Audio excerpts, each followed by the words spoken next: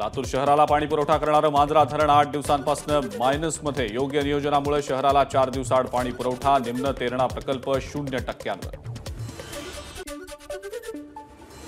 धाराशिव शहराच्या पिण्याच्या पाण्याचा प्रश्न गंभीर. तेरणा धरणात अवघा 0.5% पाणीसाठा शिल्लक. सध्या 9 दिवसांना होत असलेला पाणी पुरवठा आता 12 ते 14 दिवसांनी होण्याची शक्यता. भंडाऱ्याच्या साकोलीमध्ये प्रखर उष्णता आणि महावितरणच्या लोडशेडिंगमुळे पालेभाज्या करपल्या. त्यामुळे भाजी उत्पादक शेतकरी संकटात. महाडमध्ये नद्यांमधील गाळ उपसा करण्याचं काम अंतिम टप्प्यात. पावसाळ्यात पूरस्थिती निर्माण होऊ नये म्हणून प्रशासनानं केल्या उपाययोजना. पावसाळ्याच्या तोंडावर कोल्हापूर जिल्हा प्रशासन सज्ज. पंचगंगा नदी पात्रात राजाराम बंधारा इथं आपत्ती व्यवस्थापनाच्या वतीनं प्रात्यक्षिकं सादर. कोकण किनारपट्टीवरील सागरी मासेमारी 31 जुलैपर्यंत बंद राहणार. मच्छीमारांना समुद्रात न जाण्याच्या सूचना.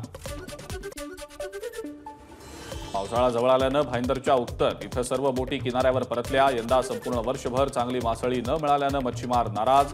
खलाशींचा पगार, बँकेची कर्ज मच्छीमार बांधव भरू न शकल्याची उत्तनच्या मच्छीमारांची खंत.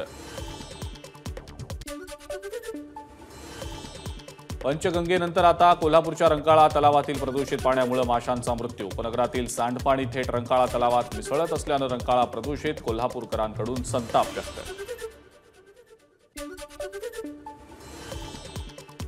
रत्नागिरीच्या शीळ धरणावरच्या पाईपलाईनचं काम अजूनही अपूर्णच. जॅकवेल कोसळून वर्ष झाल्यानंतर सुद्धा पाईपलाईनचं काम अपूर्ण असल्यानं नगरपालिकेच्या दिरंगाईबाबत नागरिक व्यक्त करतायत नाराजी.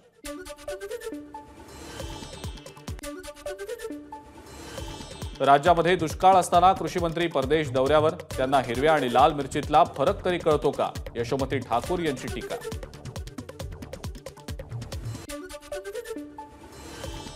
वाशिम जिल्ह्यात अनेक ठिकाणी पावसाची हजेरी. अचानक आलेल्या पावसामुळे नागरिकांना उकाड्यापासून दिलासा. सोलापूरमधल्या अशोक नवरेंचं 234 वेळा रक्तदान. 1976 पासून रक्तदानाला सुरुवात. सोलापुरातील दमाणी ब्लड बँकेतर्फे अशोक नवरेंचा रक्तमित्र पुरस्कारानं गौरव. रायगडावर होणाऱ्या शिवराज्याभिषेक सोहळ्याची पत्रिका तुळजाभवानीच्या चरणी अर्पण. तुळजापूरमधनं मानाचं कुंकू आणि कवड्याच्या माळा रवाना. 6 जून रोजी महाराजांचा 350वा शिवराज्याभिषेक सोहळा संपन्न होणार.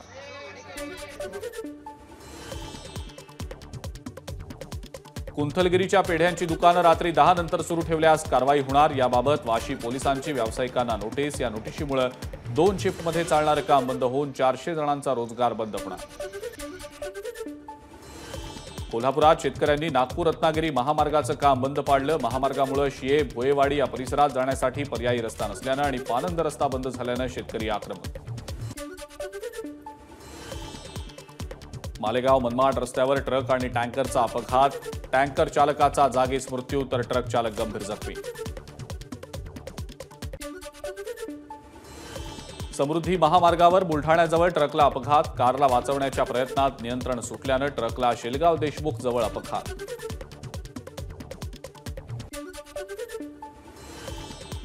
यवतमाळच्या वणी इथं भरधाव ट्रकची ट्रॅव्हल्सला धडक. अपघातात 2 जण गंभीर जखमी तर 13 जण किरकोळ जखमी. सुदैवानं जीवितहानी नाही. अनेक हिंसक कारवायांमध्ये सहभागी असलेल्या एका नक्षलवाद्याला गडचिरोली पोलिसांनी केली अटक. सोमा उर्फ दिनेश मासा तिम्मा असं नक्षलवाद्याचं नाव. त्याच्यावर राज्य शासनानं जाहीर केलं होतं 1.5 लाखांचं बक्षीस. वसईमध्ये 2.5 वर्षांच्या चिमुरड्याचा उघड्या नाल्यामध्ये पडून दुर्दैवी मृत्यू. उमेला फाटा परिसरात लोहिया झोपडपट्टीतली घटना.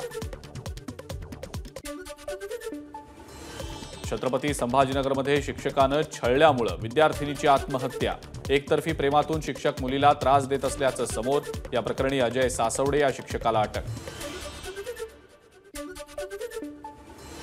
निलेश ढवळे हत्या प्रकरणात आरोपीला 4 जूनपर्यंत पोलीस कोठडी. आणखी काही नावं या प्रकरणी समोर येण्याची शक्यता. निलेश ढवळे रायगड जिल्हा परिषदेचे माजी कृषी सभापती बबन मनवे यांचे वाहन चालक. पाळीव जनावरं धुण्याच्या वादातून भंडाऱ्यात 2 जणांना मारहाण. दोघांपैकी एकाचा मृत्यू. मारहाण करणाऱ्या 2 सख्ख्या भावांना सश्रम कारावास तर त्यांच्या आईची 2 वर्षांच्या बॉन्डवर मुक्तता. वर्ध्याच्या बोरगाव परिसरात 4 दुकानांना आग. आगीमध्ये दुकान मालकांचं 2.5 लाखांचं नुकसान. आग नेमकी कशामुळे लागली, कारण अस्पष्ट आहे. यवतमाळ वाशिम लोकसभा मतदारसंघाची मतमोजणी दारव्हा मार्गावरच्या धान्य गोदामात होणार. 30 फेऱ्यांमध्ये लोकसभेचा निकाल लागणार. जिल्हाधिकाऱ्यांची माहिती. मतमोजणीच्या पार्श्वभूमीवर बीड जिल्ह्यामध्ये मनाई आदेश लागू. 15 तारखेपर्यंत 5हून अधिक व्यक्तींना विनापरवानगी एकत्र येण्यावर बंदी. जिल्ह्यातल्या कायदा आणि सुव्यवस्थेला अबाधित राखण्यासाठी मनाई आदेश जारी.